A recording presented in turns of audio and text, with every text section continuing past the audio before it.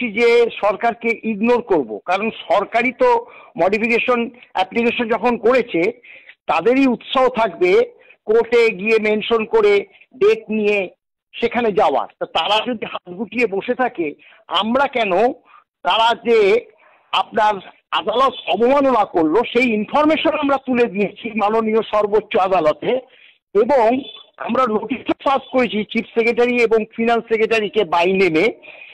আর দেখছি আমরা যদি মেনশনও করি, দেখুন মেনশন করলেও 7-10 দিন পরে হয়তো ডেটটা পাবো, তখন কিন্তু আপনার আমাদের যে ডেটটা আছে মাননীয় বিচারপতি সঞ্জয় কারোল যে ডেটটা দিয়েছে 4 August, top of the bench, একদম 1 নম্বরে থাকবে।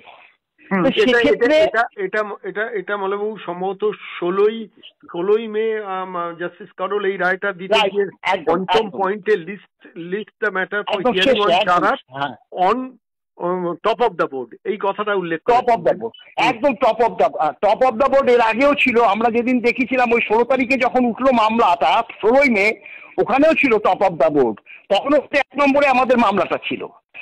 আর তো টপ অফ দ্য বোর্ড মানে ওই 4 তারিখে 1 নম্বরেই উঠবে, তখন আমরা এলিগেশন আনবো যে মহামান্য আদালত দেখুন আপনার নির্দেশ মানেননি, আমরা বলবো।